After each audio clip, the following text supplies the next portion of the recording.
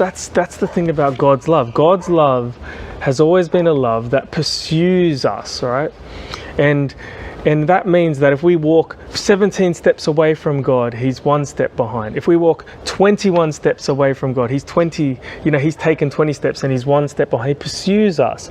And right throughout Old Testament and New Testament, when people turn towards God in humility and with a desire to be forgiven, with a desire to be in relationship with him, when they turn to him, you're not smited.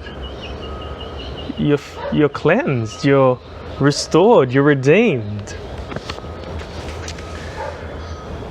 You might have heard this in churches and, this idea, and it's not a wrong idea, it's just an incomplete idea.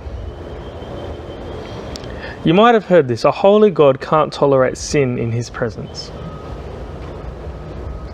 Now, for people who didn't grow up in church, maybe they've never heard that. But for those of us who did, we've heard that. A holy God can't tolerate sin in his presence. And on its own, though, it's a highly insufficient view of God. It's a half-truth. Because what comes next changes everything. A holy God can't tolerate sin in his presence. So, he will forgive and cleanse me, so I can be in his presence.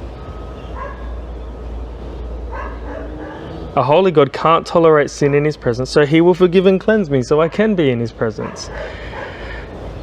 It changes everything, doesn't it? Because if you leave that hanging, they can fill it with: a holy God can't tolerate sin in his presence, therefore God doesn't want a bar of me. That's not true. God wants us to turn to him. God wants to be in relationship with us. And if we turn towards him and in a humble posture, recognizing we are unworthy, he will make the move to cleanse us. I mean, this is why he went to the cross. He took the punishment for us. He makes the move to cleanse us. You can be forgiven. You can come as you are. You can come as you are.